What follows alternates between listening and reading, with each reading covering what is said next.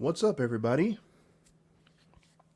Welcome back to Hatoraid Live, Hatoraid Hour podcast. Hope everybody is having a wonderful day today. Got a good podcast for you today. Got a lot of stuff that I want to share with you guys. And let me see here. Check some stuff.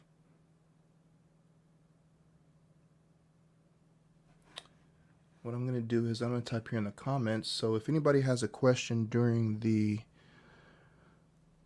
podcast, if you could type question before your question,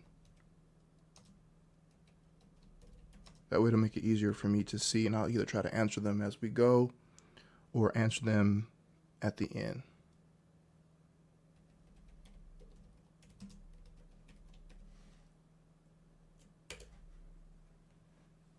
Okay, let me see if I can start that.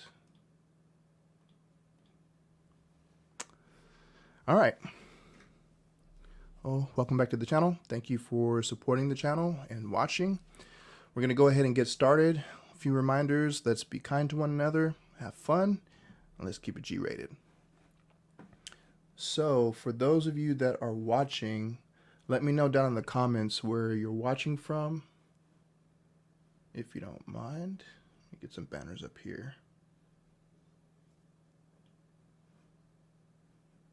Yeah, so it's been a busy time on the channel. Been busy doing other stuff too, but I'm starting to get some more products in that I'm really excited to show you guys. So let me see. The first thing that I was going to talk about is my home theater remodel. And I guess technically it's not a remodel because I'm not actually remodeling the whole room. Technically it is a remodel because I'm going to be removing a wall and a closet. So let me go ahead and share this. Present this here. Let's see. Let me go ahead and share. Present. Share screen.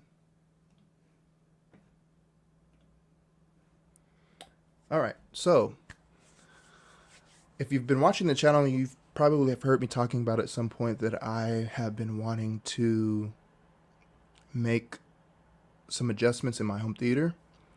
And so this is what my theater looked like. Hopefully you guys can see my mouse. Yeah. So this is what my theater looked like when I first moved into my house. So if you'll notice right here on this break in the carpet, so there was a wall here.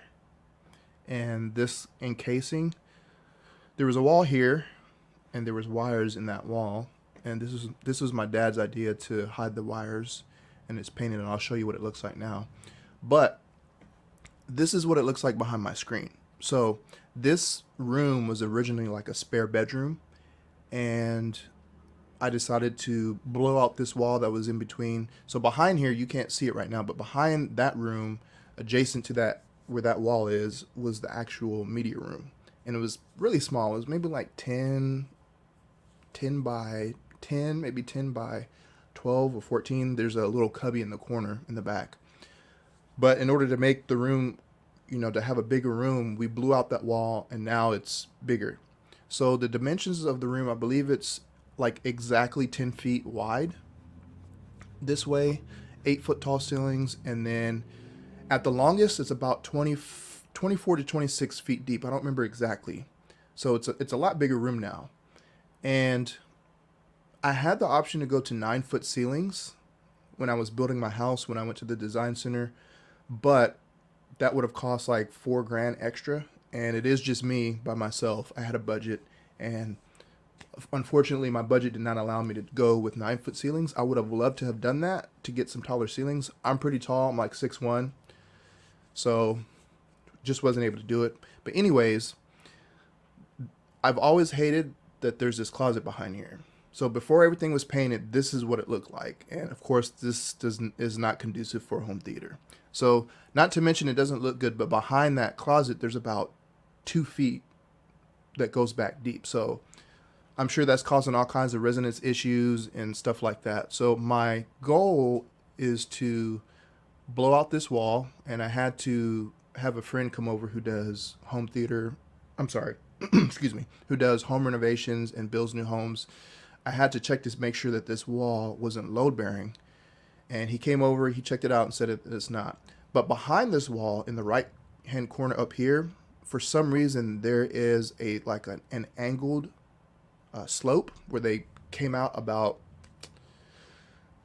let me see, about an inch or about 1.3 feet. So there's like this angle that comes out that's actually stopping me from going all the way back 2 feet. So I'm probably only going to be able to go back about 9 inches. So not quite a foot, which will still give me a lot more room on the front row. And the reason why I'm doing this is because my front row is very close to the screen, and I just want to have more room to, expand the front row from the screen. But let me go ahead and show you what it looks like now. So this is what it looks like now. So let me see, somebody's in the comments. Rich Moore, what's going on, Rich? Thank you for tuning in. I'm sure everybody's probably doing stuff with their family, since it's a holiday. But I figured, I would just do it today because I'm off, and most people will be off. So if you don't get to tune in live and you're checking this out later, thank you for watching. So this is what my theater looks like now. Now, it's not perfect. I still have some things that I want to do. Appreciate you. Rich says hello. Anytime, buddy. Yeah, Rich has been following the channel. Big supporter of the channel. Really appreciate you, Rich. He's the one who lent me the Zapiti Neo to review a while back. I didn't have it for very long, but I did make some content with it. So this is what my room looks like now, the front of the room. And let me go back. So if I can go back, I don't know if it's going to let me. There we go. So if you notice this wall, I painted this wall. I painted these doors black. However, even after I painted it, I still noticed it, and I hated the way that it looked, and it's got like this gloss on it, so it just looked weird with the walls being black. And obviously you see I had a way different setup here. I had my my speakers. I think I had just plugged everything up because I wasn't using these. These are Polk T15 speakers. I wasn't using these as my mains. I think I had just plugged everything up to make sure it was working when I first moved in. But this is what it looks like now. So because I hated the way it looked with that door, I got some black velvet, and just off of Amazon. It was pretty cheap. I think it's 5 feet by 10 feet. So I had to get 2 of them to cover up the whole wall.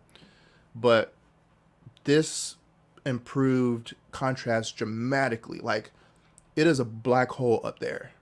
Like, when I'm trying to film stuff, it's very, very difficult.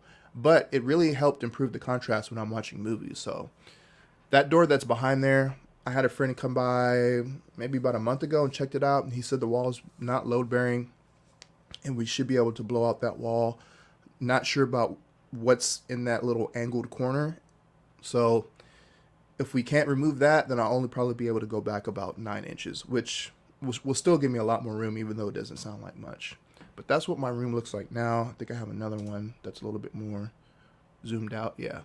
So if you're sitting in the front row directly to the screen, I believe it's like right at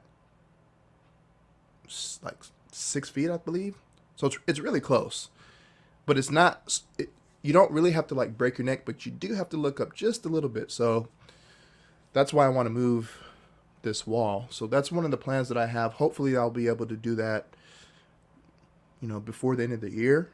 He's got some other stuff. My friend that's doing it, he's the one that's going to come in and do that. So he told me he would let me know whenever he gets some free time. So let me go back to my banners. That's the room. Let me stop sharing. So real quick, I wanted to talk about, and I know this is probably something that most home theater enthusiasts don't have because it's super expensive and it's like dealer only. But I don't know if you heard that Control 4 came out with a one-room option that's only, I believe it's, let me look that up. So it's called the Control 4 Core Light Bundle, and it's a single room, and it comes with a Halo remote for $11.95. So the reason why I bring that up is because I think Control 4 is pretty much the standard for, you know, like universal remotes. And I'm not talking about like Harmony Elite. Like this is like pro level stuff where you can do way more stuff integration than Harmony Elite. But it's Control 4 and some of the other ones are super expensive, and you have to go through a dealer. And you know, anytime you have to make changes, you can't really do that by yourself. You have to call your dealer. Your dealer has to log in remotely and do all this stuff. So it's kind of not a user friendly or budget friendly option. However, this is kind of interesting. So let me go back to sharing my screen.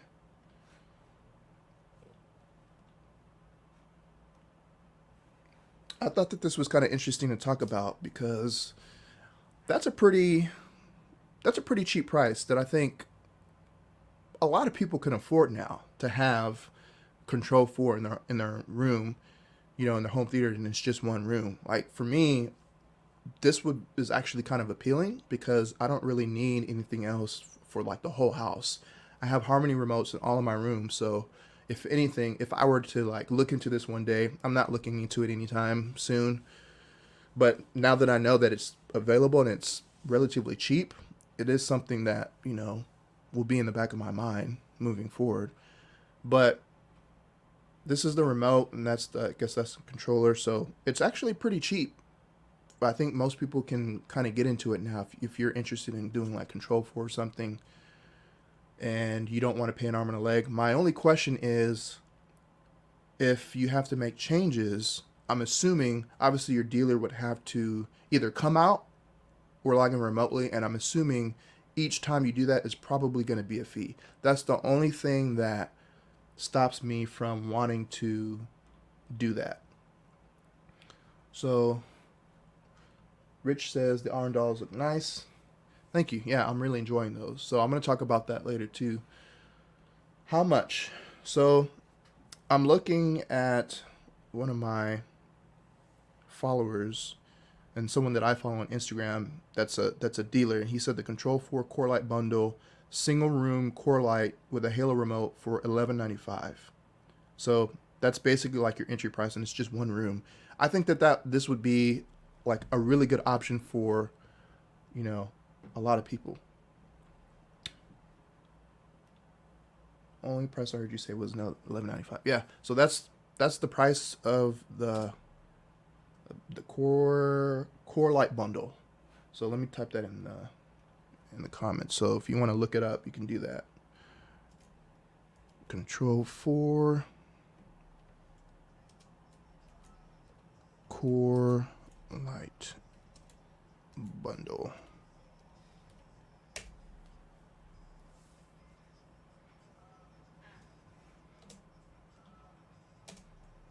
So yeah, that's really interesting that they have a solution that's that cheap for one room. Like I said, most people would probably only need one room unless you just want to go like whole house.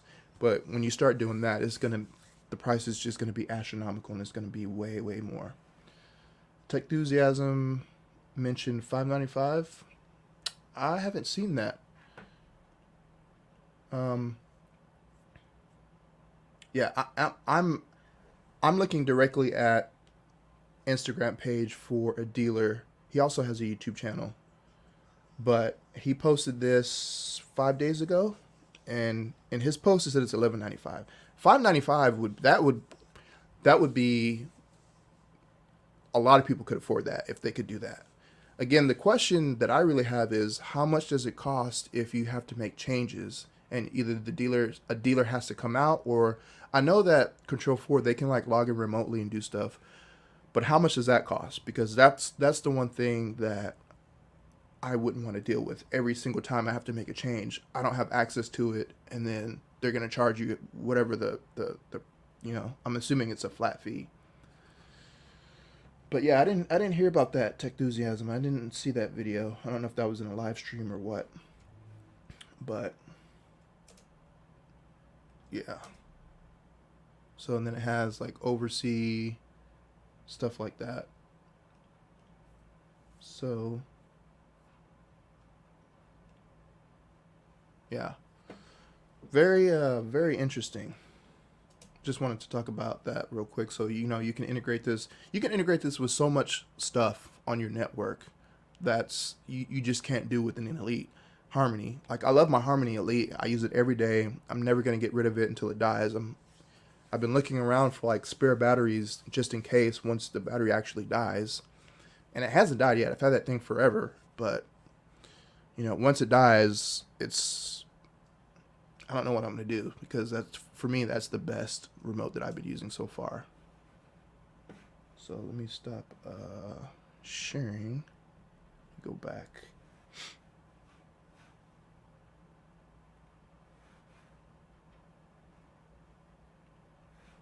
Okay. Get some stuff queued up here.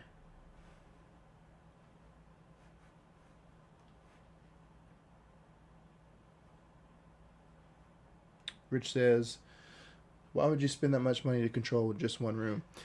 Yeah, completely valid argument. The only thing is that Control 4 is... I don't have any personal experience with Control 4. I just know what I've seen and what I've heard and what I know that it can do.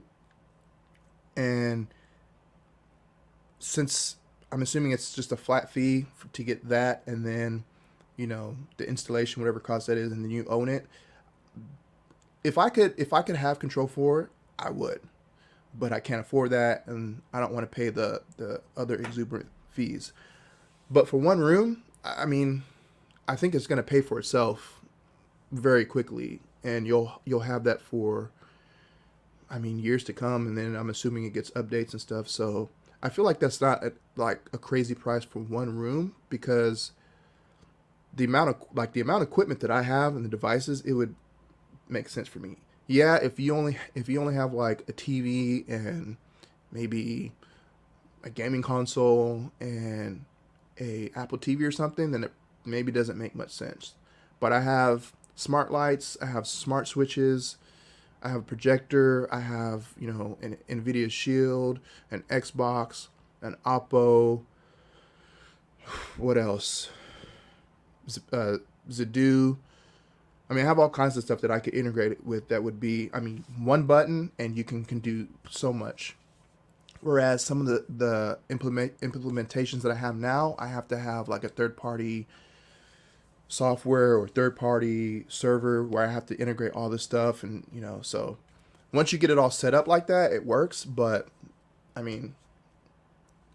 would be willing to pay that much if it's that cheap.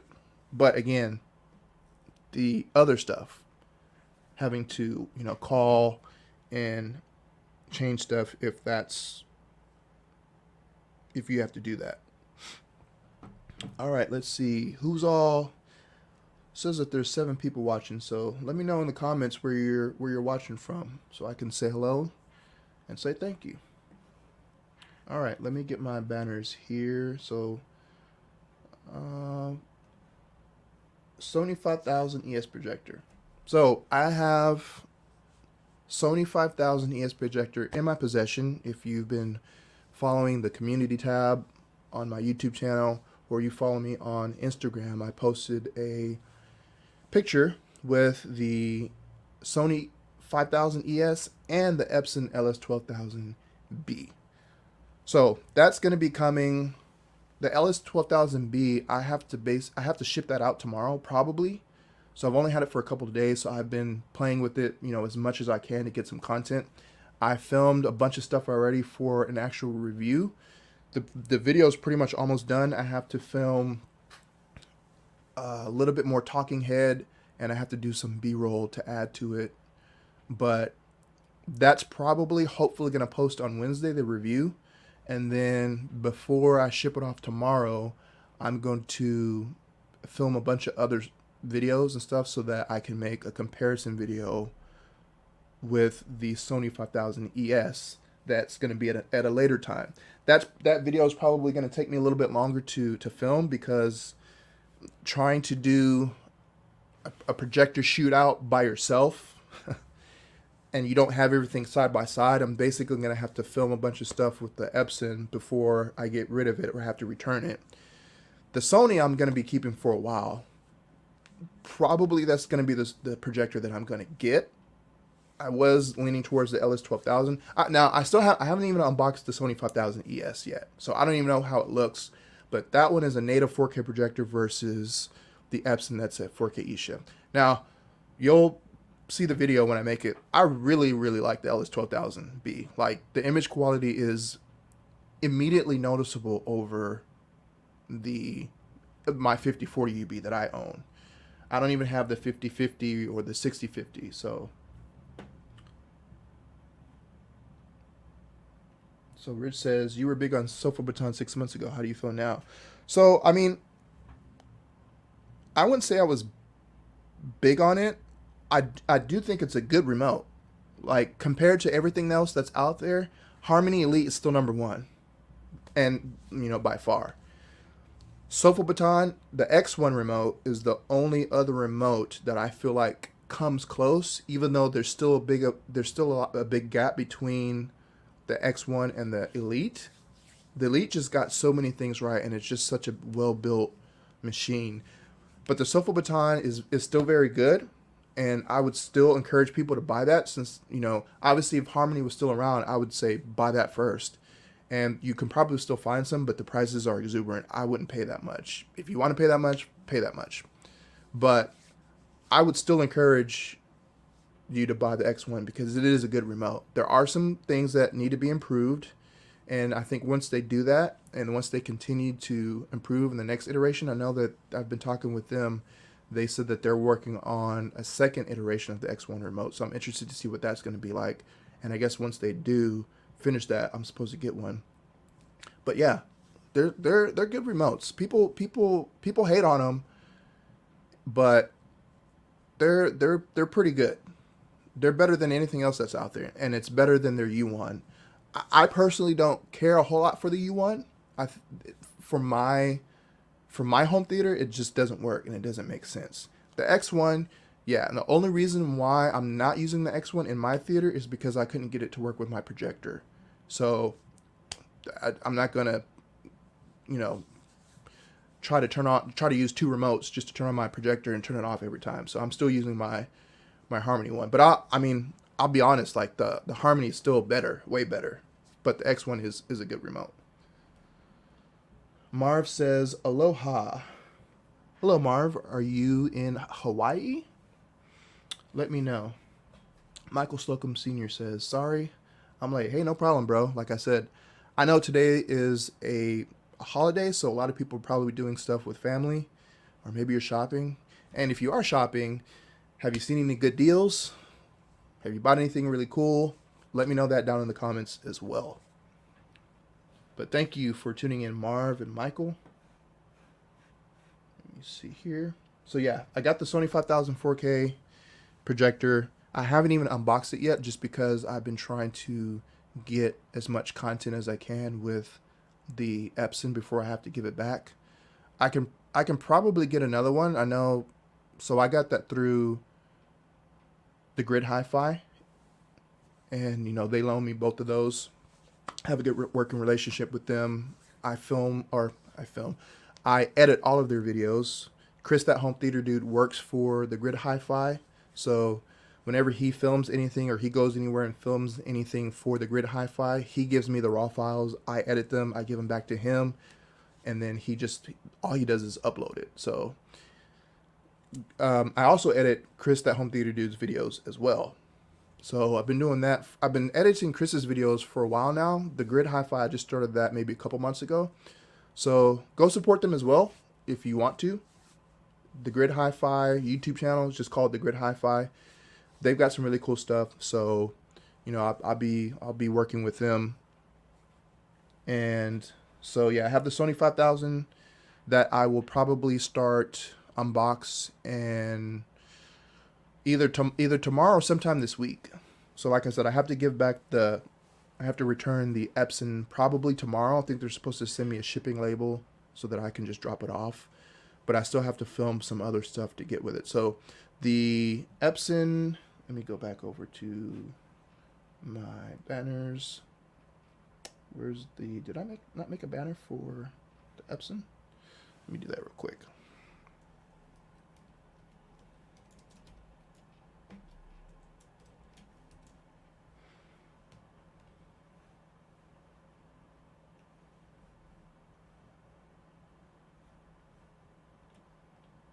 Yeah, so the Epson LS12000B, that video, hopefully I can get it done and edited and it'll be uploaded on Wednesday. I think you guys are going to like that video.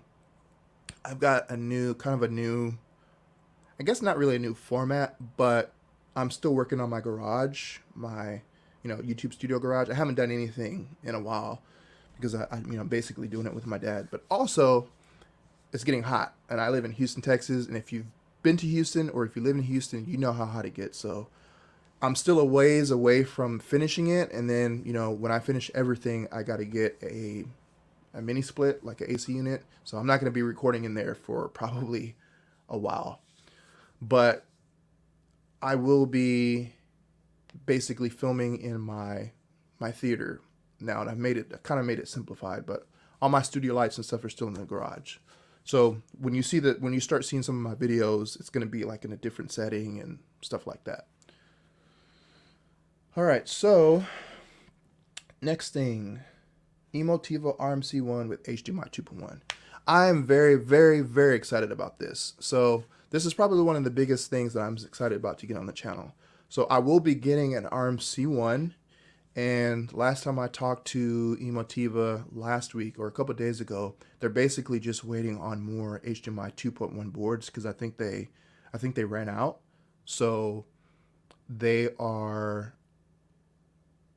basically just waiting to get more so they can make more. But what's interesting is, so I've been requesting an RMC1 for a while, and they didn't have any.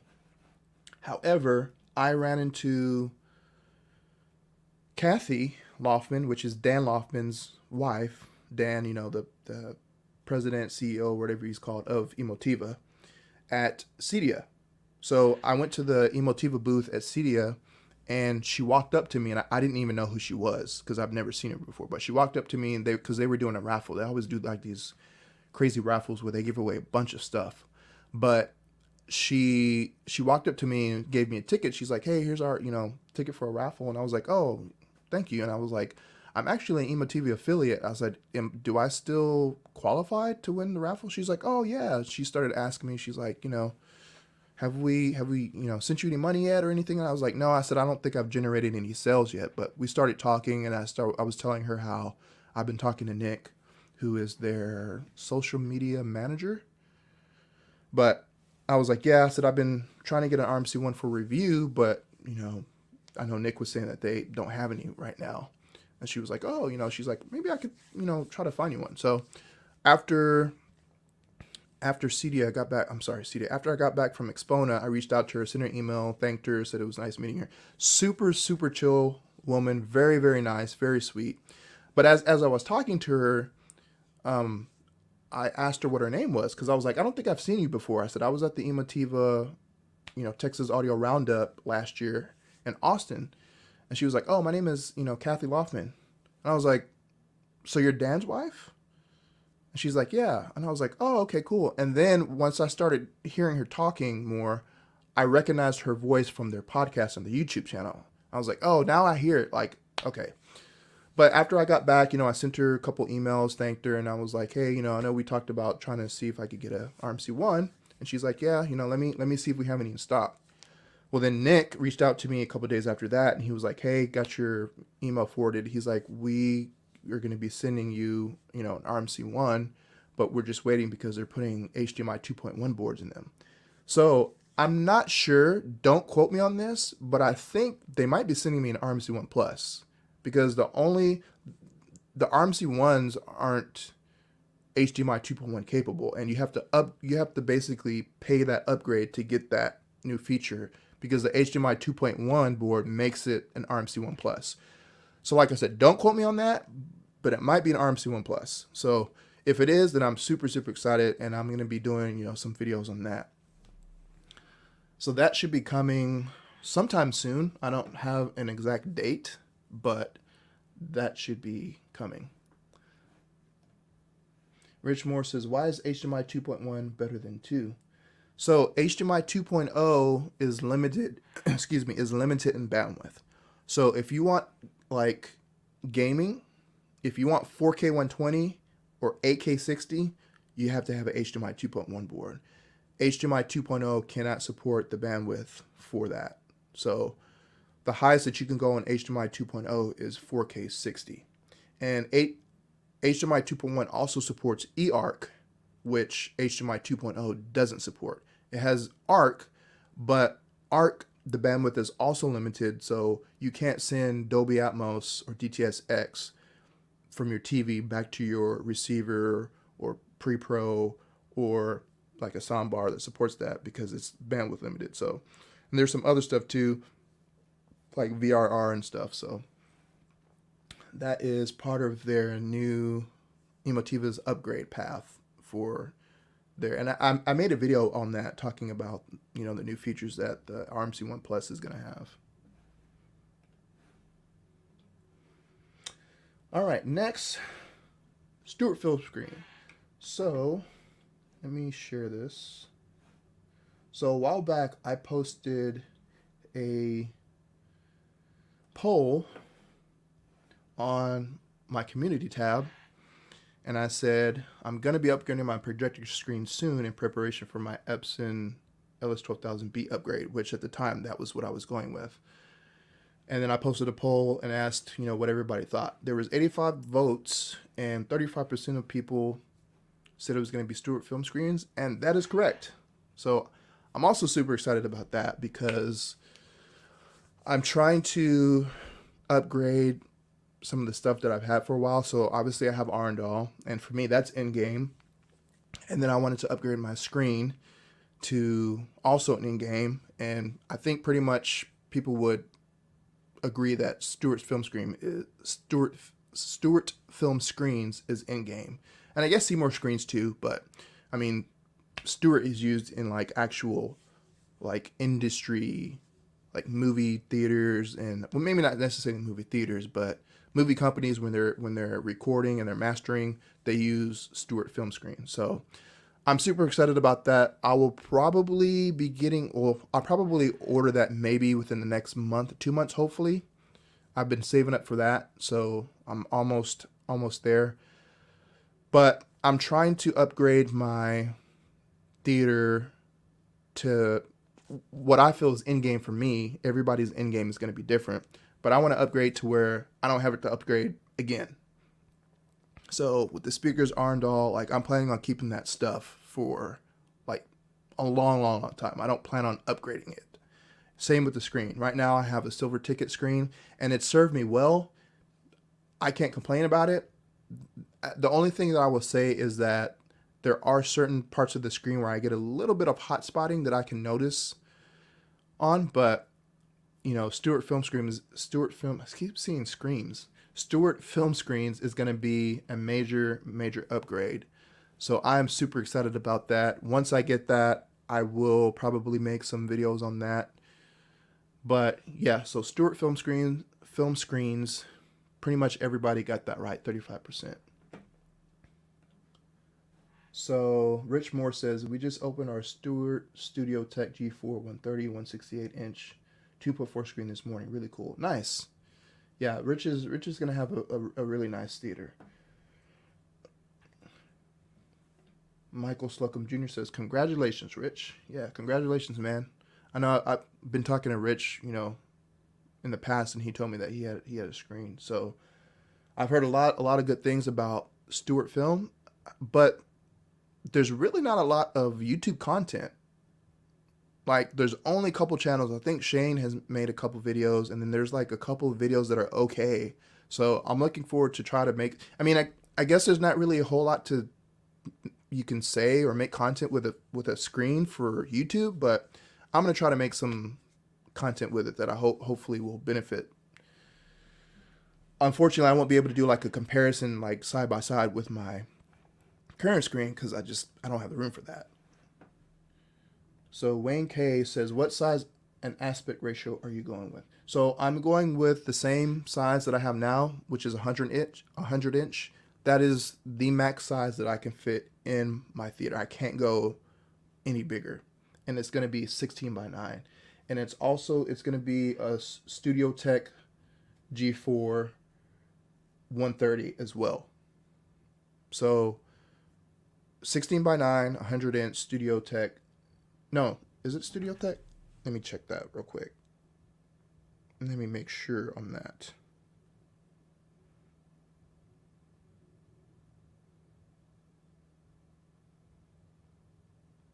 I think it's Studio Tech. Let me check my... Yeah.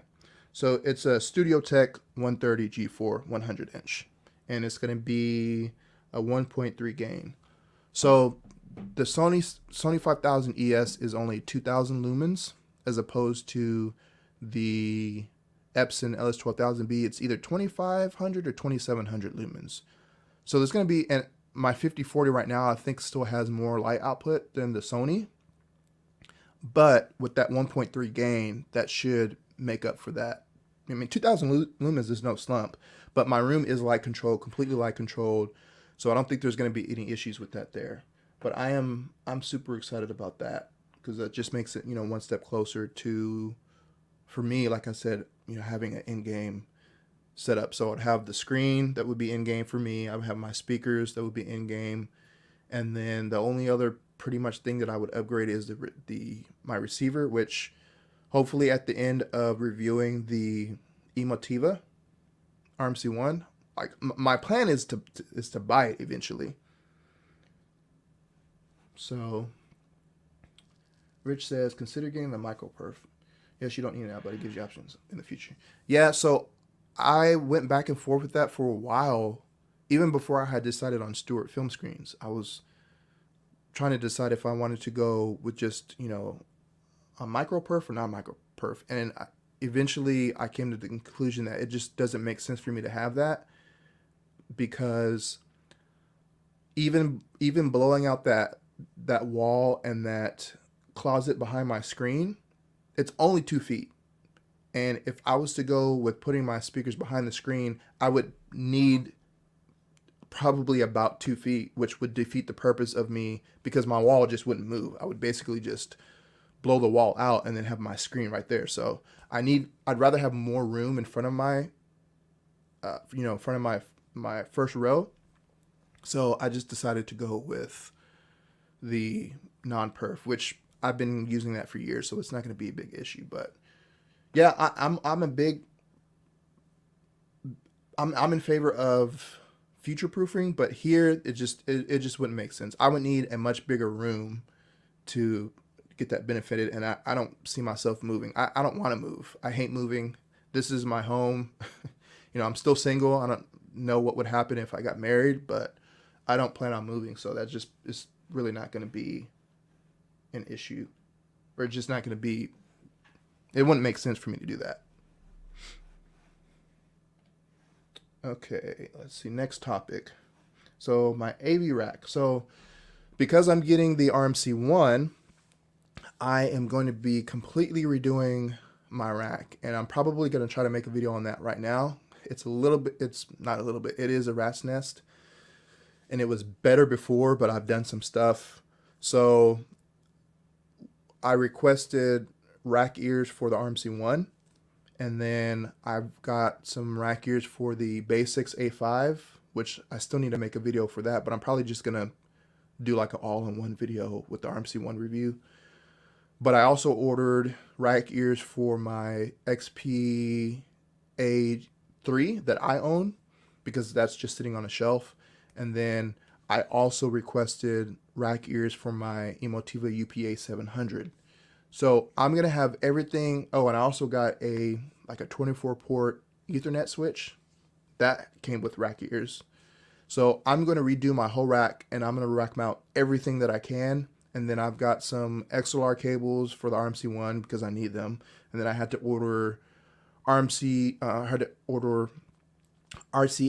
to XLR adapters, because none of my other equipment has. Well, the XPA3 does have XLR, so my LCR will be balanced, but everything else is using RCA, so I need adapters. But I'm gonna try to make a video on that too, on like restructuring my rack and doing proper wire management. I got some wire cable management that I'm gonna be doing with that as well. So That should be better.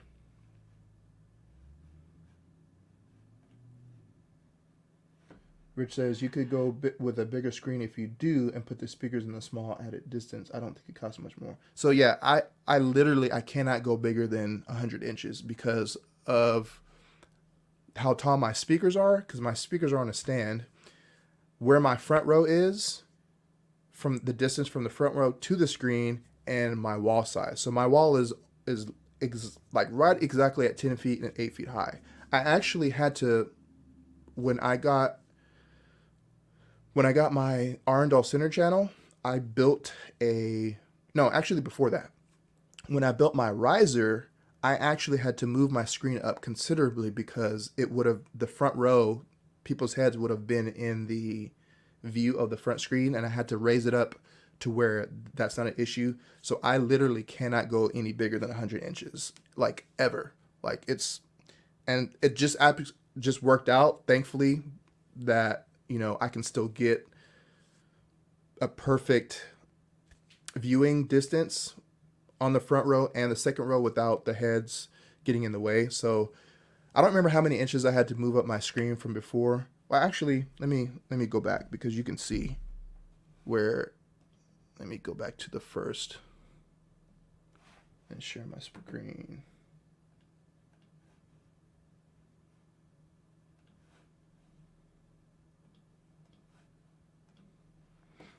So this is where my projector screen was before. This is what I was using before, and then I had I made a center channel stand that I'm not using anymore because I got actual speaker stands for the Arundel speakers. But you can see how much room I have from the top of the screen to the top of the wall. And then look how high, like there's literally, I don't even know if there's inches in between the front of the screen, the top of the screen to the top of the wall. So I can't go any bigger than 100 inches ever. That's what I have. I'd either have to go smaller and drop the screen down a little bit, which I don't really want to do that. So, but everything's good now. Like it's going to be fine. So I'm excited about that. Let me stop sharing. Go back to some of the banners. I haven't been promoting it very much, but I do have a Patreon if anybody wants to sign up. It's $5. I don't have a tier system. I just put it at something that I thought was cheap. So $5, that's all it costs if you want like either behind the scenes footage or like, I guess, I don't want to say secret footage, but it's just footage that either maybe isn't good enough for an entire YouTube video or just stuff to have on there so that people can, you know, sign up and have other stuff exclusively for Patreon. So right now there's only 2 people, and that's the reason why I wasn't really promoting it much, because I didn't have really a lot of people on there. But so one of them is my mom, and then someone else just signed up the other day. So I started posting some more stuff. I'm gonna try to do something maybe like once a month or a couple months to post on there, just because, you know, most of my main content is going to be going on YouTube. And so, you know, maybe I can do some behind the scenes stuff or some other little stuff that if people want to see, maybe like, you know, updates on my theater or stuff like that. So yeah, Patreon, that's the website. And like I said, it's a flat fee. It's like $5. There's no tier system or anything like that. So Magnetar, still supposed to be getting the UDP 800. And I'm kind of really frustrated about this because, so I reached out to Magnetar a while ago, probably either beginning of this year or last year, and asked them, you know, for a review unit. And they were like, yeah, sure, we'll send you one. We just don't have any right now. They're all out. So I was like, okay, cool. So I've been keeping in touch with them like every few months. I'll reach out to them like, hey, just checking back to see if you guys, you know, had any available yet. And they're like, no. So I reached out to them, I think in the very beginning of this month, and was just checking in because it had been like 2 or 3 months. And they're like, yeah, we actually have one to send you. We'll ship it to you. And I was like, oh, okay, cool. So then I made the post and I was like, hey, this is coming soon. And then I reached out to them like a couple of days later and I asked them, I was like, hey, can you guys send me the tracking number? That way I can track it, make sure that I'm home to receive it, because I work from home 3 days a week. So I want to see, when it's going to arrive at my house, if I need to have UPS just hold it and I go pick it up, or if I'm going to be home. So they were like, yeah, we'll send that to you ASAP. So they sent me the tracking number, I think like the next day. That was on, let me see. That was on, so the shipping label was created on May 9th.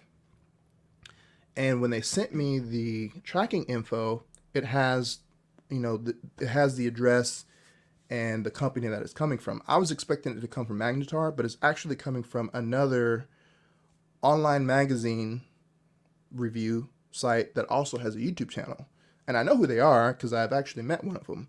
I doubt that it's the same guy, but I'm kind of frustrated because the shipping label was created on May 9th and I still haven't received it yet. And I've been checking every day, and when I check it, it says shipper has created the label, UPS has not received the package yet. So I'm like, from May 9th to May 29th, that's 3 weeks.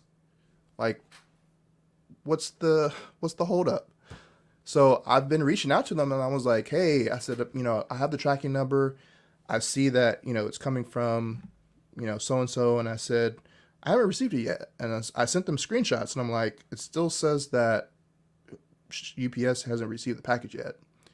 I've had to reach out to them like 3 times and I've been patient. I've been waiting like, a week in between or whatever, but I don't even know if they know what's going on because they were like, oh, let me check on that. So unfortunately, I don't know when that's coming. Like, I have the tracking number. I have it in the UPS app. That just UPS hasn't received it yet. So I don't know when I'm getting it. But, I waited until I actually got the tracking number to make the community post. I should have had it by now. So sorry about that, guys. I guess it's going to get here whenever they get here. I reached out to them again on Friday because, the last time I reached out to them, they said they were going to check to see what was going on, and I haven't heard back from them. So I'm probably going to have to get in touch with them again. So let's see here. Let me go. What else we got on the docket? So Q&A. I don't know if anybody has any questions in the chat, but like I said, if you have questions, please, leave them in the chat. Type question first. That way I can see, or it'll make it easier to see what the questions are. All right. So we're getting towards the end, and let me see here. Future video reviews. So let me get this queued up. All right, so what I was going to do different now, or different that I haven't done before, is I was going to share with you guys some of the future video reviews that I'm going to be having on my channel. So what I like to do is I like to create my thumbnails ahead of time. And I know a lot of channels do this, and some of the YouTube channels that try to help you to grow on YouTube, they encourage you to do that, to get your thumbnail first and your title and all that stuff. That way you have an idea of how to make these YouTube videos.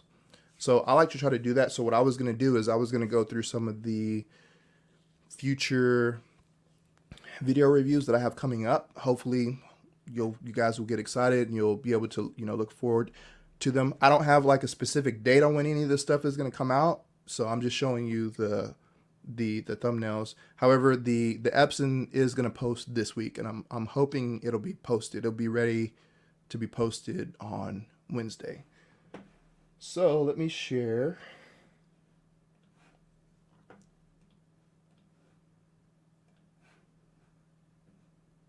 So here's one. So home theater upgrade, Sony ES. So this is going to be the thumbnail for the, actually no, that is that the right thumbnail? I think I have changed the color on that, but that is going to be one of the videos that I have that I'll be doing. Oh, no, yeah. So this is home theater upgrade. So I am going to be doing a video on that because more than likely, and this is a pivot from the Epson LS12000B, but more than likely, I'm probably going to go with upgrading to the 5000 ES rather than the LS12000B. And I'll explain all that, later why. One of the reasons why it's a native 4K. It doesn't have HDMI 2.1, which I struggle with that as well because I am someone who likes to future-proof, but honestly, I don't really need HDMI 2.1 other than future-proofing because I game, but the only game that I'm really playing right now is MLB The Show, and that doesn't need 4K 120. I probably won't ever need 4K 120 because I don't play any games that support that. So, I'd rather have a native 4K projector, and Sony always knocks it out of the park with their video. So I'm super excited to unbox that and get that set up to see how it looks in comparison to the LS12000B.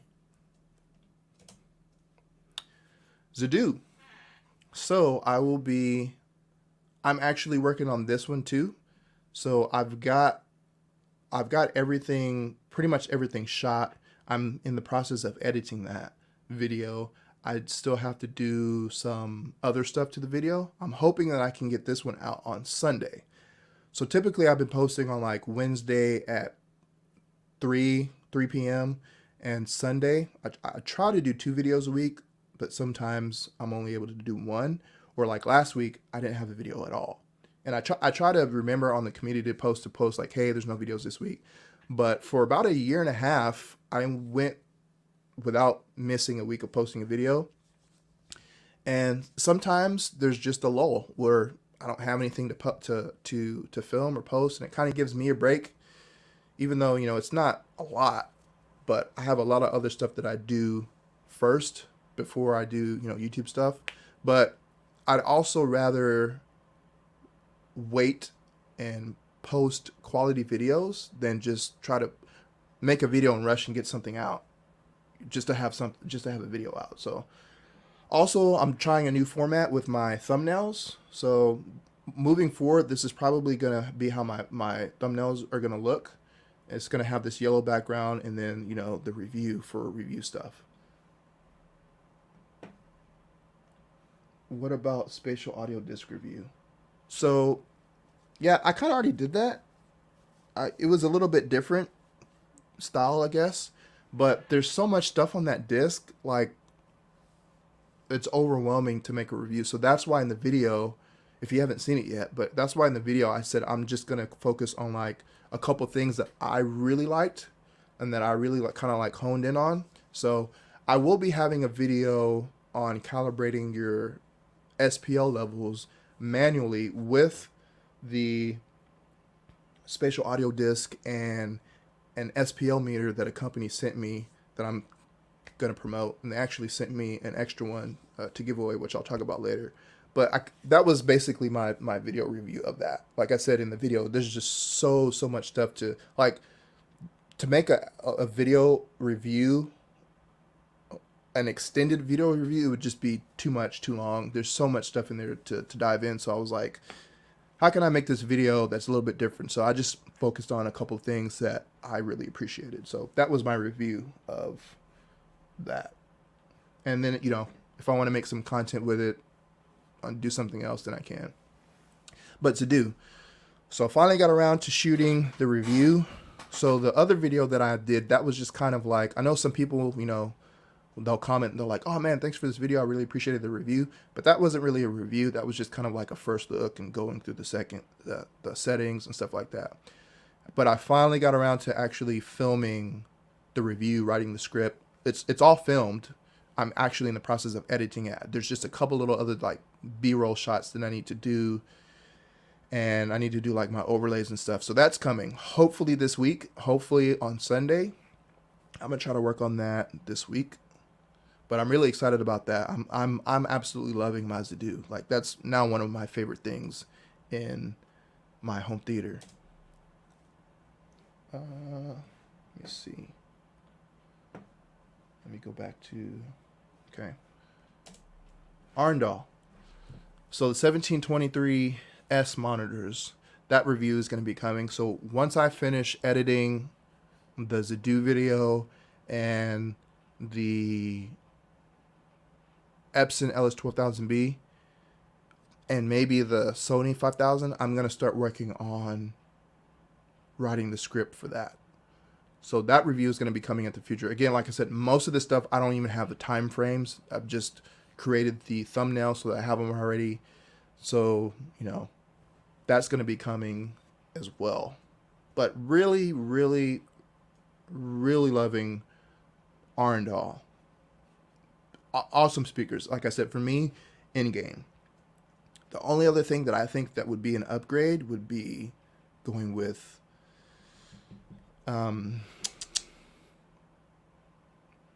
now I am drawing a blank. That's what sleep apnea will do to you. Give me a second.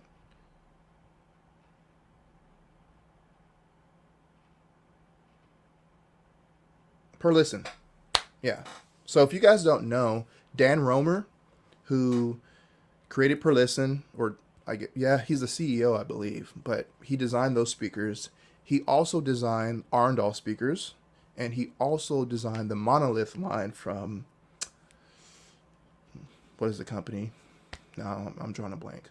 But basically, he designed all three of those speakers. That guy is super talented, super smart, and it just goes to show you what he can do with different budgets. So, yeah, the guy's a genius. But really loving Arndal. I love that my LCR now is like the same speaker. So I've got monitors for my LCR, and then for the rear surrounds, I have the 1961s, which eventually at some point in the distant future, I will probably upgrade those to the monitors as well, just so that all my floor speakers, most of my floor speakers will be the same, and they'll all be at the same height. But that's going to be, I'm not even thinking about that right now. The only other thing that I need to upgrade on that would be my bookshelf on-wall mounted Atmos speakers, because those are still using those pokes that you saw in the first image. I'm still using those, so I want to upgrade those to like maybe like a 1961. But then my other 4 speakers, Atmos speakers, are in ceiling, so I can't really replace those. And then I have my surrounds, my left and right, are also in the wall. So unless Arndal comes out with some in-wall speakers in the future, those are probably going to stay. Sucks, but I can't really do anything about that because they're in the wall. Wayne says it's a great speaker line. Yeah, it is, man. And I kind of went into it with like as blind. Obviously, they don't have any showrooms where you can go, but I watched a lot of content from Shane Lee, and I just decided to give him a try, you know. And they have an amazing return policy. If you don't like them, you can try them in your home for 60 days, because that's the only way that you're going to know that they work in your system, if you like them. But yeah, I'm glad that I, you know, gave them a shot, because I love them, man. They're some amazing speakers. Okay.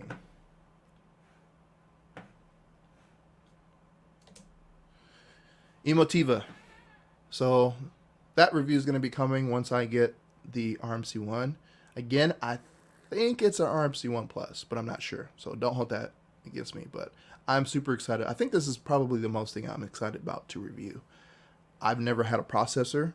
I'm using my Anthem MRX 720 as basically as a preamp. I'm not using any of the internal amps. I haven't done that. I haven't used internal amps, I think, since maybe like the Onkyo TX 1030 that I had, which was like one of the first Dolby Atmos receivers that Onkyo had. But I'm not using any of the internal amplification, so it's like, might as well just give this a shot. And I've been wanting to try it, and I've heard a lot of people really love the sound of the RMC1. So I'm excited to see what that sounds like in my system. And It's 16 channels, upgradable to, I believe, 28. So right now I only have a 7.2.4 setup, but I'm wired for 9.2.6. So I'm excited to get this because I'll be able to have a 7.2.6 setup. I really don't have room for wides right now, even though I have them wired, but I could probably get away with it once I move the front wall back. I could probably get some like bookshelf speakers and put them on the wall and do that. But I would need to move the wall back first.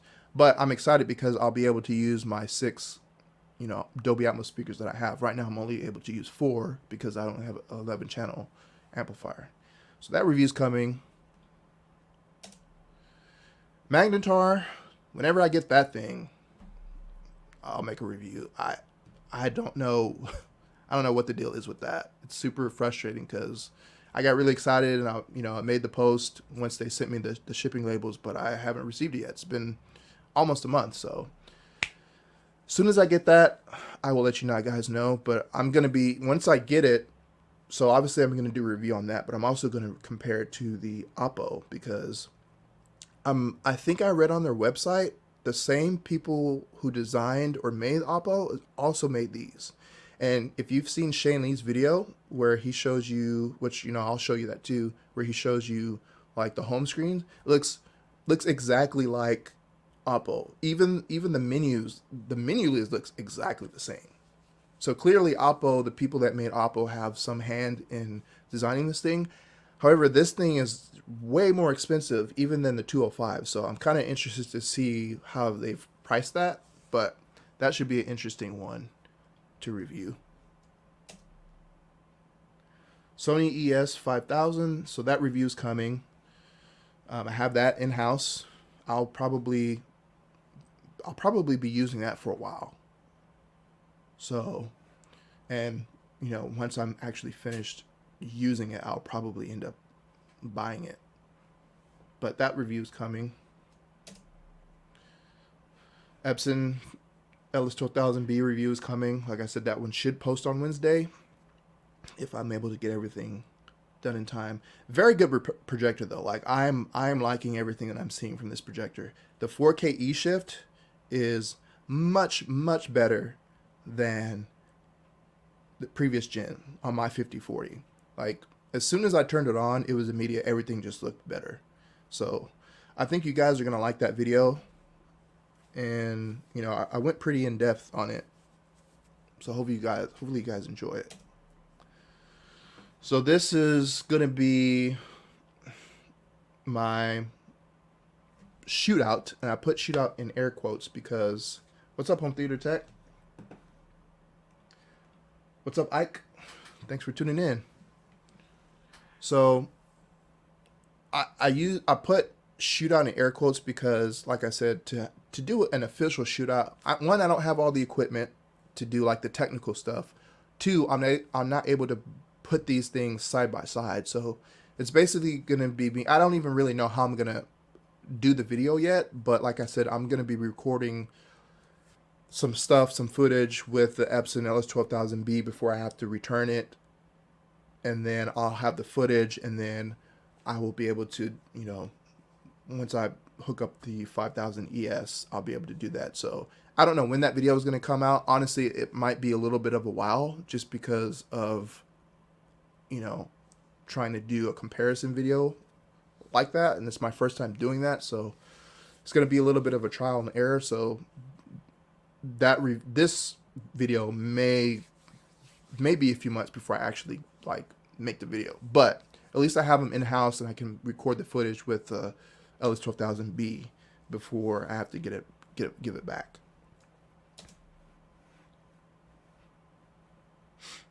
All right, Spears and Munsell. So I'm supposed to be getting that. I think they said they're supposed to ship out this week. So apparently, they sold out super fast. So that's why I haven't gotten it yet. But I guess their PR representative reached out to me. And so I'm supposed to be getting that disc, so I'll be doing a video on that. So that'll be interesting. And I don't know like how extensive that this is going to be, because there's a ton of stuff in here. I was reading the release notes, and there's like way more stuff in here than the previous disc. I have the previous disc, so it'll be interesting to see what they have, you know, what they've done with that. So it's going to be nice to be able to have video calibration. So you've got your spatial audio toolkit for your audio, and then you're going to have this thing for your video. So people should be able to fine tune their systems pretty nicely with those two. I thought Spears and Muscles was for calibrations. Yeah, I mean, that's, yeah. So this is to calibrate your. I'm a little bit confused on what you mean. Like, yeah, it's a calibration disc but for video. I mean, it has some audio too, but it's basically to calibrate your. I think it's geared more towards on the video side of it. But the previous disc, you couldn't it didn't have HDR calibration or HDR10 plus. This one does. So, but there's like way more stuff that you can do on this disc than the previous one, video calibrations. No, it has audio too. So Rich Moore says video calibrations. No, there's audio too. I looked at it, and so like I said, they've got way more stuff on this disc that you can do to fine tune your system. And I'm trying to remember if the previous disc had audio too. I mean, I think it had DTS and Dolby, but I don't think it had Atmos and DTS-X. I need to check that, but I'm pretty sure it didn't have. I think that came out before Dolby Atmos and certainly before DTS-X, because I've had that disc for a while.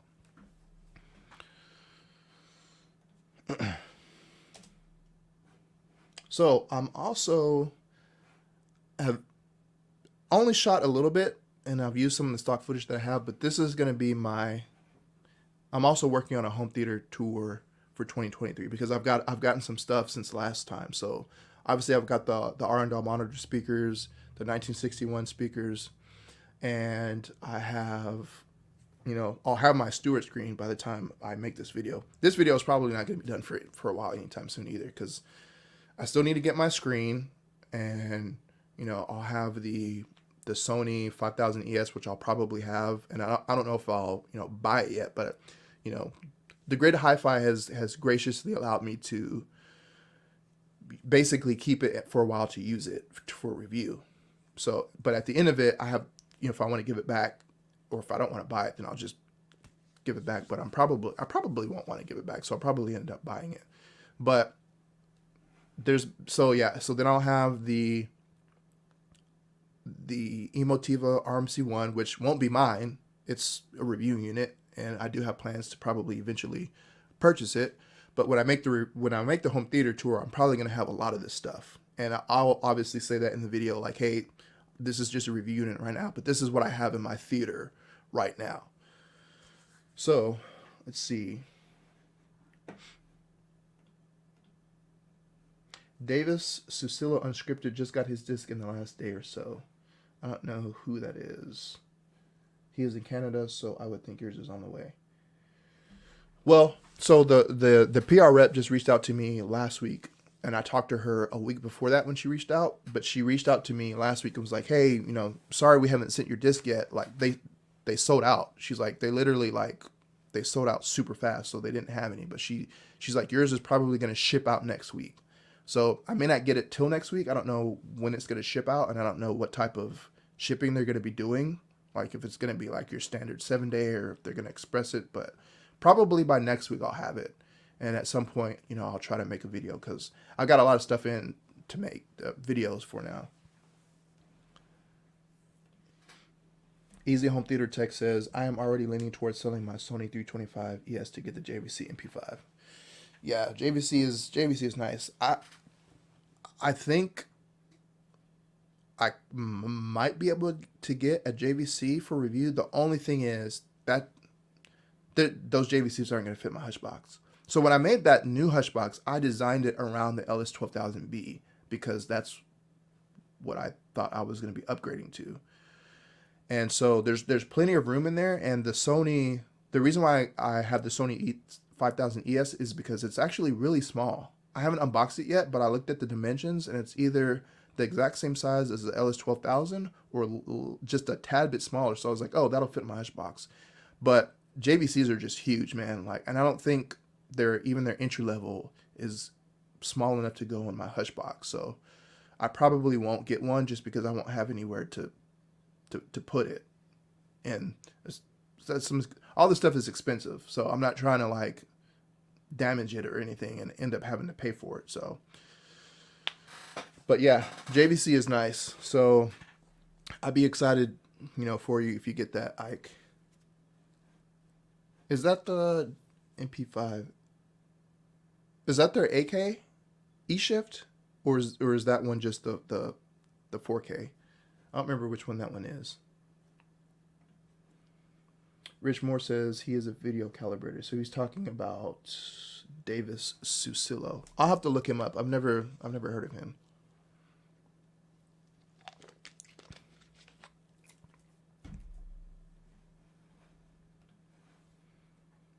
Easy Home Theater Tech says, hopefully the Sony 5000 has much better contrast blacks. Yeah, so when I was talking to Chris, that home theater dude, he was like, you're definitely going to get a better image on the Sony with, you know, blacks and contrast, and it being a native 4K projector. So like I said, I haven't unboxed it yet. I'll be doing that this week, but I am super excited about that because the only projectors that I've ever had in my theater have been E-Shift. The only one that I've had that I've owned is the 5040. And now that I have the LS12000B, it looks good. There are some things which I'll talk about in the review that I kind of don't like. And so I'm glad that I got a chance to review it and check it out. Obviously, like, if you told me, hey, this is the only projector that you can have moving forward, fine. I'd be happy with it. Take my money. And, you know, it's got a beautiful image. Like I said, it's instantly noticeable.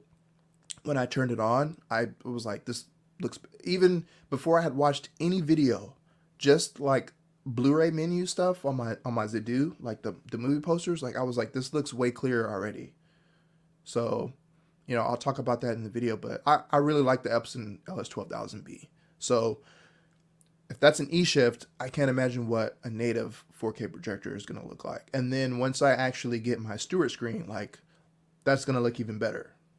So very, very excited. Rich Moore says lamp based.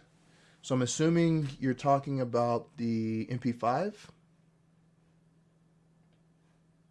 So Easy Home Theater says 8K on the JVC MP5. So is that an 8K bulb or is that 8K laser? Because that's, I think the MP5, those are the lasers, right? The new ones? Or is it like the older 8K with the bulb? And by the way, both the Epson LS12000B and the 5000 ES are both laser projectors, so I'm really excited about that too. I'm looking forward to not ever having to change a bulb. I've only had to change the bulb once on my 5040, but it's kind of a pain. And the fact that you can, you know, have laser and you don't ever have to worry about that is great. I think the MP5 is not 8K. The NZ series is. Yeah, okay. I definitely know the NZ series is. But, let's see. Bobby Digital says MP5 is a bulb.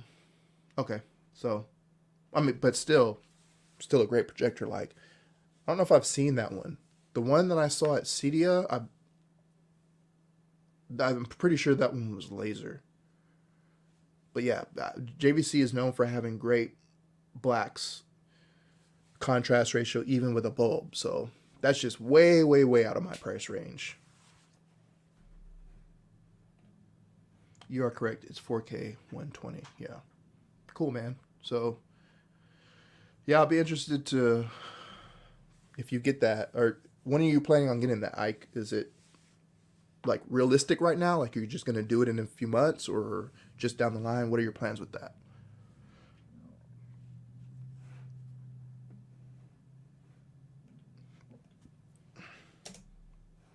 All right, so big announcement. So right now I'm almost at 4,000 subscribers. So I think I'm like at 3,800 right now. So I'm pretty confident I'm gonna hit 4,000 or 5,000 probably next couple months. But I'm thinking bigger. So I want to try to hit 10,000 subscribers by the end of the year, hopefully before that.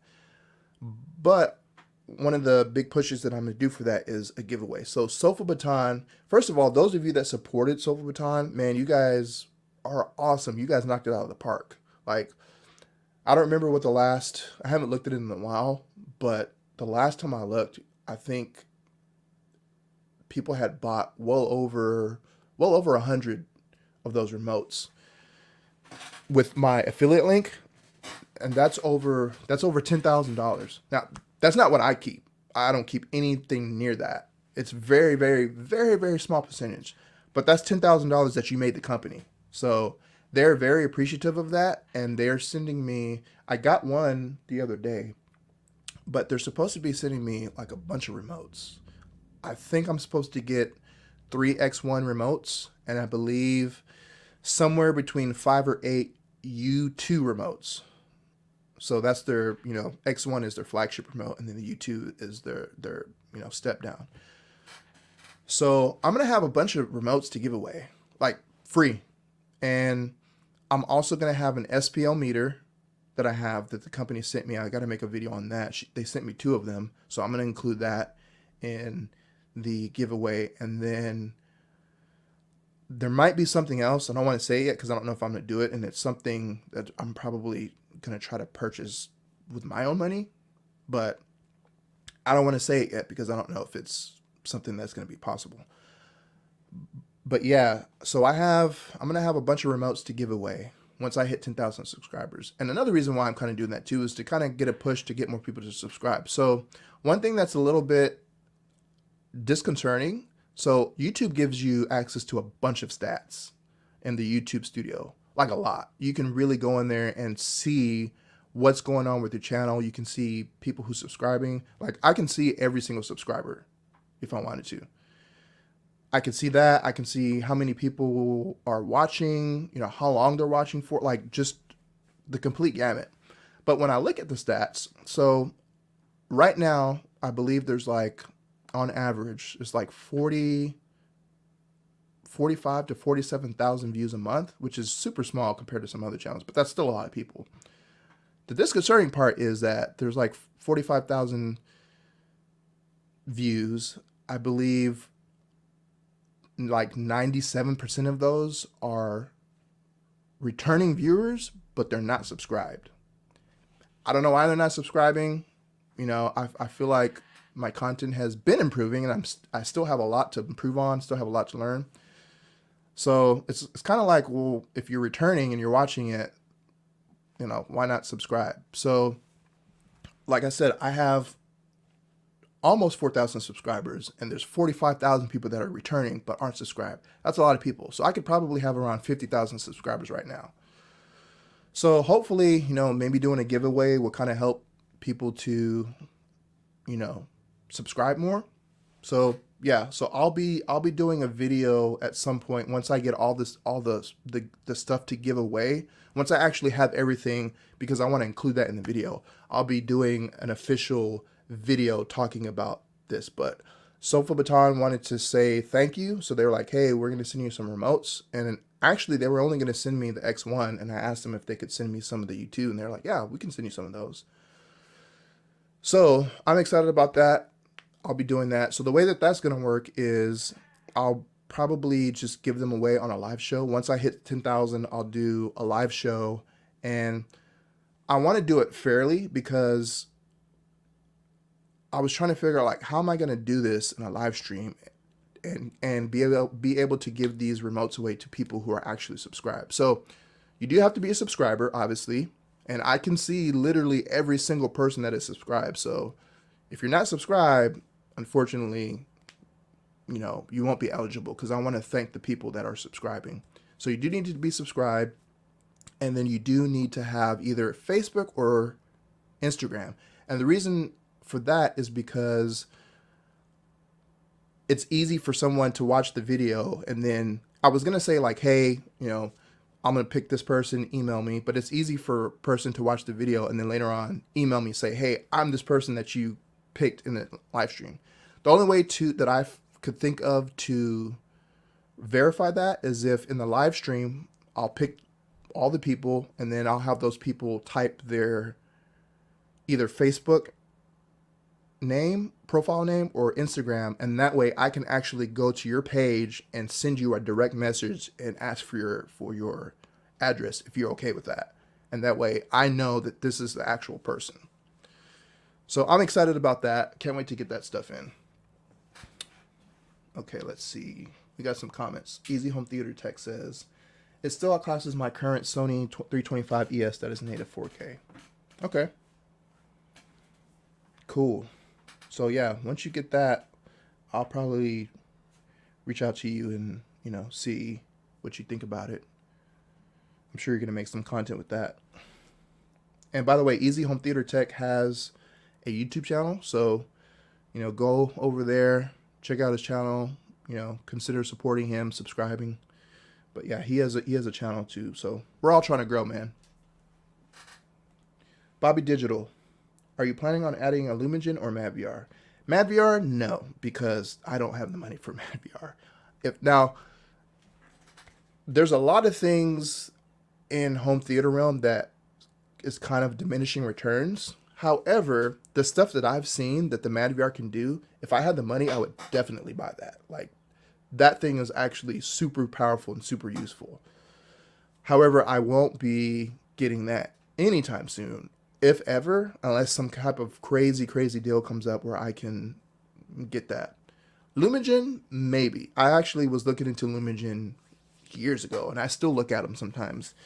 That's still very pricey as well. So, if anything, I would probably get a Lumigen first. However, the Lumigens are super, those aren't very user friendly. Like, you have to really know how to configure those or know somebody that does that. MadVR is like legit plug and play. You plug it up to your stuff and it does it. Now you can also go back in there and customize it, but if you want to just plug it up and let it do what it does, you don't have to touch the settings. The Lumigen is you have to go in there and tweak it. And I don't know. I don't have any experience with that. I'm sure I could, you know, reach out to some people, YouTubers that have, but if I was to go with either one of those, it would probably be a Lumigen first. Easy Home Theater Tech says, in a few months planning to sell the 325 first. Nice. Yeah, so I'm going to do the same thing. Once I, you know, actually purchase my projector, I'm going to sell my 5040 to make up some cash, you know, to put towards that. Because, I mean, I won't need it anyway. Rich says, I have the Lumigen Radiance Pro with my JVC NZ7 panel from that. Yeah. I remember you telling me about that you have the Radiance Pro. Are you still in the US, Rich, or did you already leave? MadVR is just too much money. It is a lot of money, man. Like, and I'm not going to sit here and be like, for me personally, it's too much. And it's too much just because, well, I'll say this. It's too much for me because I can't afford it. And I also think, and I'm not trying to like down talk the product because it's an amazing product. Like I said, if I had the money, I would get it. But I do think it is maybe a little bit overpriced. However, I don't know how these companies price this stuff. I don't know what it costs to make the stuff. I don't know what goes into deciding how much to charge for that in order to come out even. Well, not even because you're not going to make profit if you're just coming out even. So I get when you create a product, you have to price it at a certain price point for profit, and not only profit, but sustainability. And, you know, stuff goes up, inflation. So then you have to adjust. But yeah, it's a lot of money. I need to try the SofaBaton remote. Yeah, man, they have it.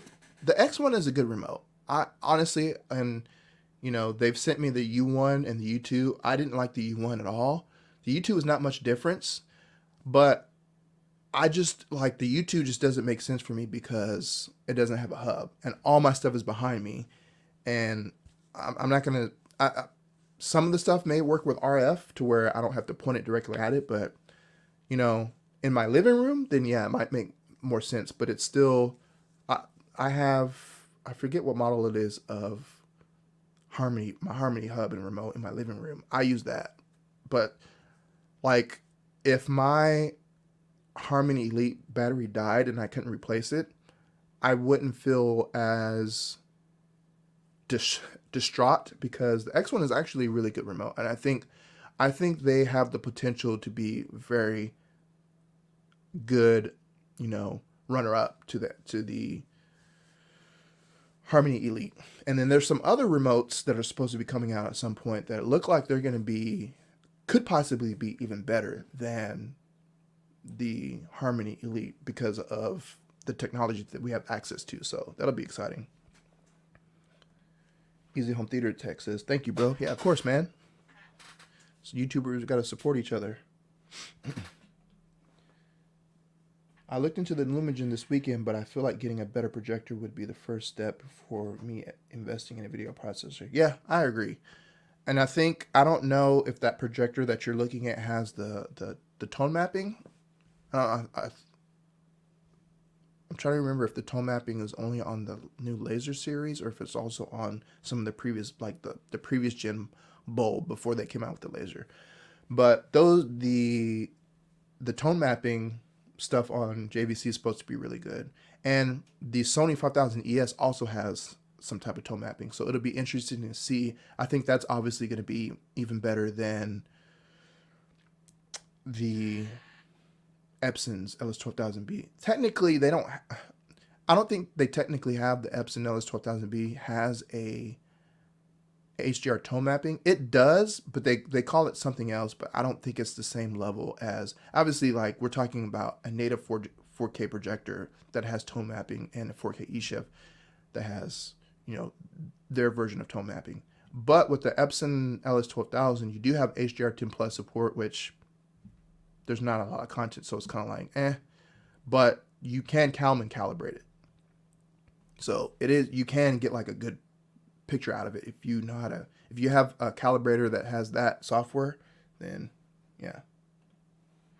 Rich Moore says, still here, buddy. Thank you, man. Yeah, I'm actually going to be ending this here pretty soon because I think that was my last slide. But I'm just going over and answering the comments and the any questions that we have. Let me check my banners.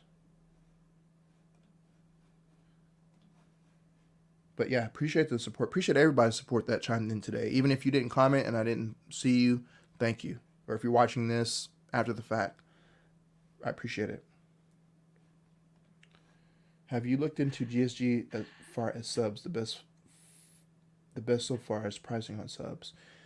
So I've looked into them. Like I looked into like DIY stuff a long time ago, some years ago when I was, you know, kind of already into home theater, but looking at getting some different stuff.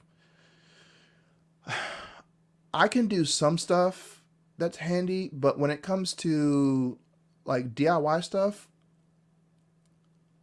and I use this term, I don't really have a lot of confidence in myself doing that. And I say that because I don't want to mess it up. I would be very irritated at myself if I got like a DIY I believe those are DIY projects. Correct me if I'm wrong. But I would be very, and I think GSG also has some that you can just buy straight out to where you don't have to like DIY it. But there's certain things that I don't want to do myself. I would rather buy something that someone else has built and manufactured and not have to worry about that stuff. And I'm sure you can get like really good quality for price. I just don't want to do that much. Like I can build, you know, a speaker stand, or I can build my riser, which I built. I can build, you know, my hush box. I can go up in the attic and put wires in the walls. But when it comes to like stuff that I'm going to be using in my home theater, I'd rather trust someone else to do it. So, but actually, interestingly, the owner of GSG started following me on LinkedIn, and he reached out to me and was like, hey man, you know, if we ever if we ever get a chance to, if there's something we can think of to work together, let me know. And I was like, yeah, definitely. I was like, right now I don't think it would make sense for me to get anything. Also, those subs are huge, and I just don't have the room. Like, even if I wanted to, I don't have the room to put any of that stuff. My garage, the part that's being worked on for my studio, is cluttered. I was just barely able to film in there. So I've got stuff everywhere. Once it actually gets finished, I'll have way more room to put stuff. And part of that is going to be getting boxes and stuff to get in there. I'll have room to keep stuff. Because right now it's just like, even now when I have those two projectors, thankfully, and I'm not saying thankfully like I want to get rid of it, but thankfully the Sony, the Epson OS 12000B, I'll have to send that back in a couple of days, but those boxes are big, man. Like, YouTube is fun, and I really enjoy this, and I don't want anyone to think that I'm complaining, but it's not always fun. Like, I put up with the other stuff that's not, like, boxes, having these big, huge boxes to, like, my house isn't huge, and I don't want to have just boxes everywhere in my living room or in my kitchen, my bedroom. So that's the only downside about that stuff is, getting stuff in is just, at some point it gets overwhelming where it's like, okay, like I don't have any space to keep all these boxes anymore. But to answer your question, that was a long-winded answer. Yes, I have considered them in the past, and I have been in contact with the owner, and so I'll be going to M-Wave, and they're supposed to be there as well. So I'll get to meet him.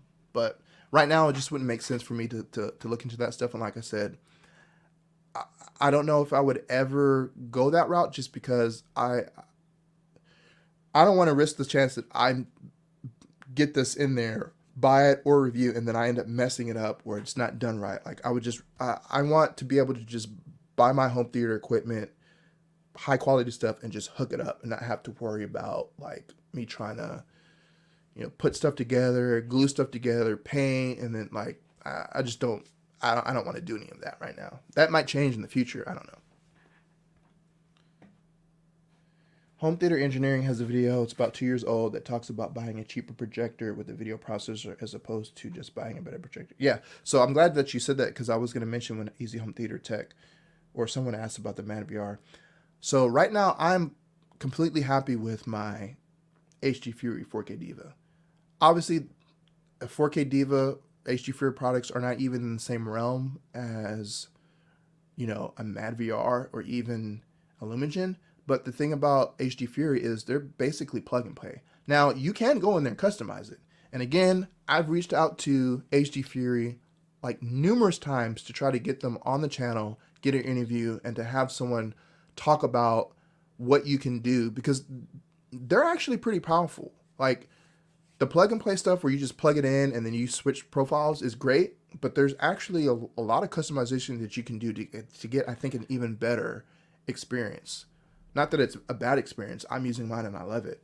But I've reached out to them numerous times, and they don't want to come on the channel. And I don't think it's just me. They've said that they're a very small group of people, I guess, the company. And for what they said, they just don't have the time.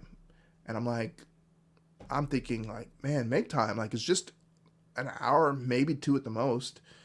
Because a lot of people have them, and a lot of people want to know more about them to get, some more functionality out of it. But they won't.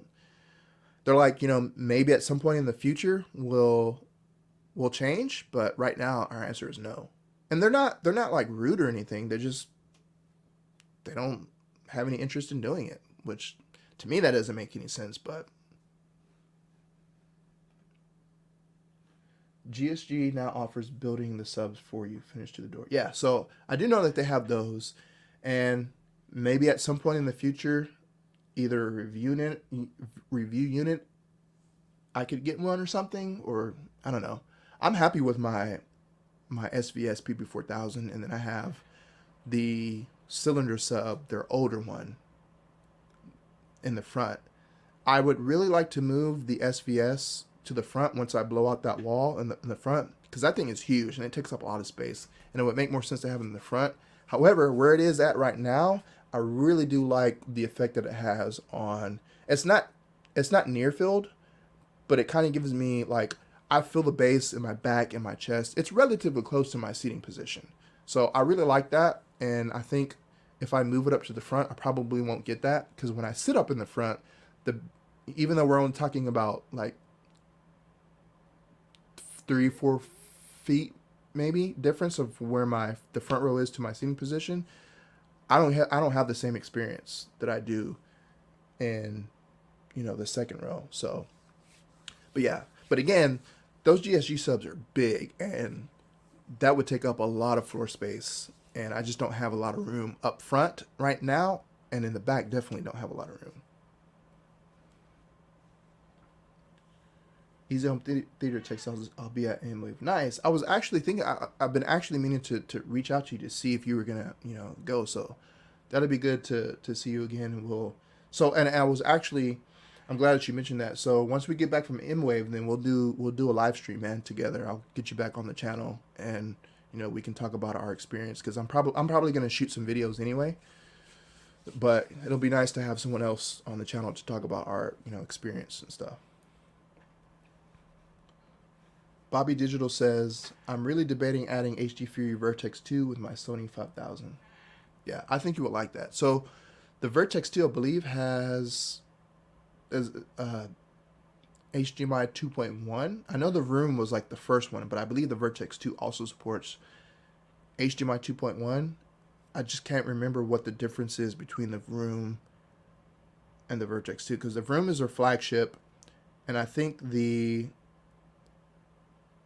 Vertex and then the 4K Diva, because the 4K Diva I have is HDMI 2.0, but I can still get like 8K 60, but the bandwidth is not, it's limited, so it's not like having a full HDMI 2.1. At least that's what it says in the specs. But cool, man. Yeah, I think you would really like, if you want Dolby Vision on your projector, like, that's one of the things I would recommend people the most, is getting an HD for your product, like, over a lot of other stuff. Like, get one of those things, man. They're a little bit expensive, but it pays for itself over time, man. I mean, we're talking like a couple $100s. If you can save up for it, get one. It's really nice to have. The only thing that I don't like about it is that it doesn't have more HDMI inputs, so you kind of have to. The Vertex 2, I believe, has 4. I believe the original Vertex only has like 1, maybe 2. But when you've got like 5, 6, 7 devices that you would hook up to HDMI, I hope they come out with something that has more HDMI inputs, because right now you kind of I have to choose between which ones I want on the Fury versus just plugging it straight up to my receiver. But I love HD Fury, man. That's probably in my top 3 most valuable things in my home theater for me. Yeah, I'll catch you later so we can catch up. Yeah, and I'll definitely see you at M-Wave. So I'm only gonna be there like a day and a half. So I think my flight's gonna fly in like at 10 a.m. on Friday, and I believe Michael said that I think Friday is the only half day anyway, and then I'll be there all day Saturday, and then I haven't got I purchased the tickets for my flight up there. I just haven't bought them yet. I'm probably just gonna wait until maybe right before July. But I was looking at the flights now, so I'll come back Sunday, so I'll only be there a day and a half, but that should be more than enough time. I agree. I need to do a follow-up video on the Room.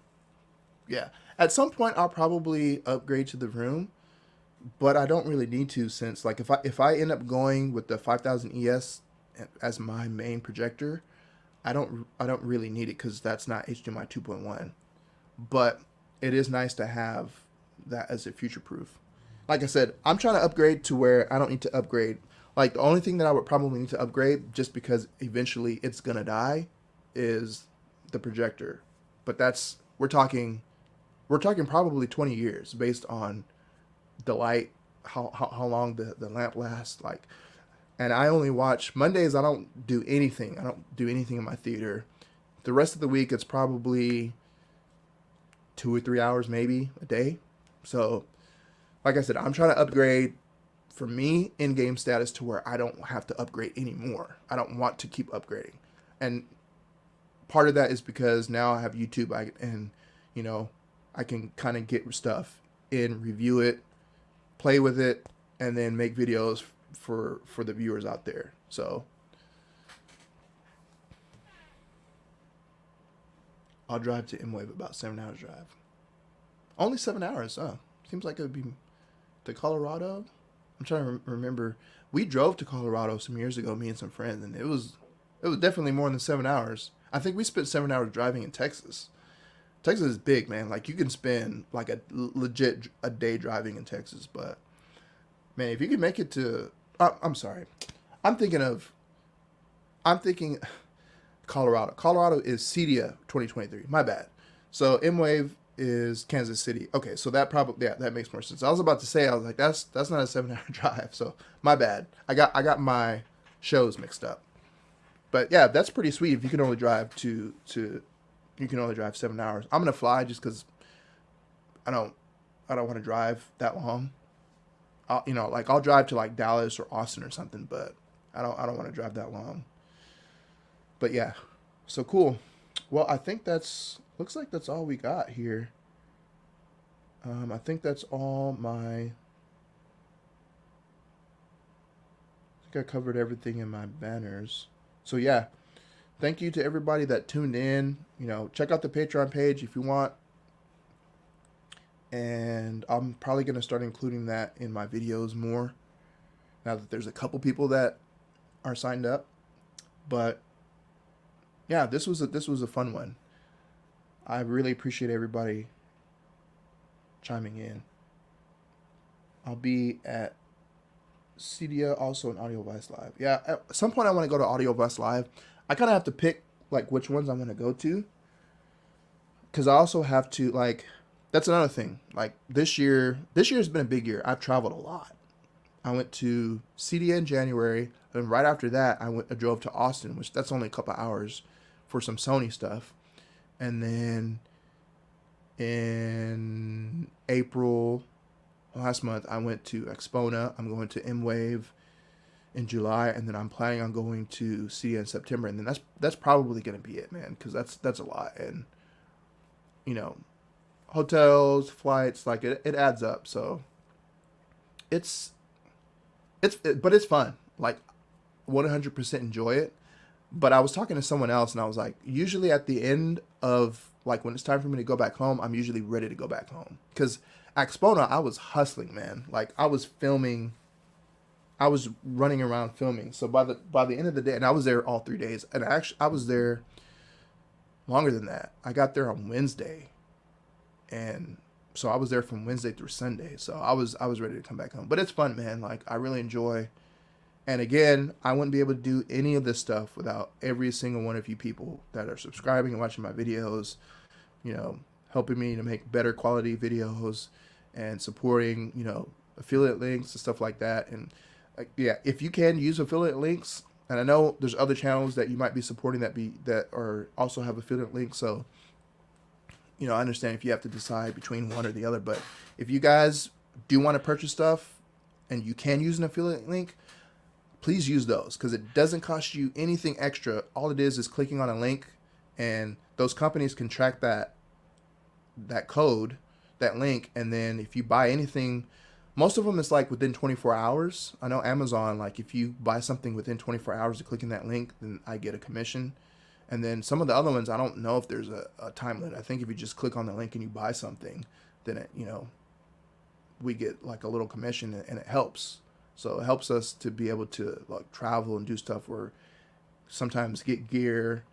I don't know if I'll be able to get to that point right now where I can just buy something and review it, because all that stuff is expensive. But it definitely helps, and it supports the channel. So I appreciate you, if you can use those affiliate links. Will Anderson says, congratulations. Thank you. Appreciate it, man. Again, none of this stuff is possible without the subscribers. So I'm really excited to do this, to help help the channel grow, and then like legit, like I'm just gonna give the stuff away. So I appreciate everyone that has supported the affiliate links, that has supported, you know, SofaBaton, and, you know, supporting the channel. I feel like I have a very, very healthy comment section as well. Like, I follow some of the other channels, and man, there's some people are like savage, man. But I don't really get that. You know, there's been a couple of people that I've had to, like, I've legit blocked, where, and it wasn't even like the most horrible stuff. It's just negativity, where it's like, I am always learning and I'm always trying to improve. And I am always open to constructive criticism. And, or if I make a mistake in a video, or if I provide, you know, the wrong info, yeah, correct me. Like, go in the comments and say, hey, that's not right. But don't be like rude or mean. And like those, I don't care. Like, okay, I'll lose a subscriber if I block you, but I don't care. Like, I'm not gonna tolerate, you know, certain things. But for the most part, like 99% of like people are, the comment section, you guys are really cool. So, and it's cool to meet some of you too at some of those shows and stuff, you know. So yeah, if you're gonna be an M-Wave and you see me, like, say hello. And I may be running around, so it may be like, hey, a quick hey, like, hey, let me go do this or film this, and then I'll come back. But yeah, I'm looking forward to going there and meeting some people.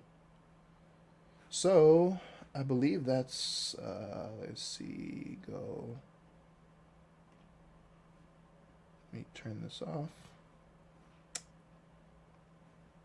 So yeah, I think I'm gonna go ahead and end it. This was a fun one, man. This was, I know last year I said that 2023 was going to be a big year, and it has been already. And I'm super, super excited of a lot of the content that I'm going to be making and, you know, showing you guys. So hopefully you guys enjoy it. Hopefully you guys find value in it. If you did, please like this video, and, you know, so that the algorithm can push it out. And if you're watching this and you're not subscribed, please consider subscribing. And if you do, you'll have a chance to win an X1 remote, or a U2 remote, or a SPL meter, and maybe something else. And I think, you know, obviously it would be one person's going to win that. But thank you guys, man. Hopefully you enjoy the rest of your day, the rest of your week, and look out for some videos this week. So thank you guys. Appreciate it. And I'll catch you guys in the next video. Looks like we got one more comment. Let's see. Easy Home Theater, Texas. Thanks. You're welcome. Cool. Catch you guys later, man.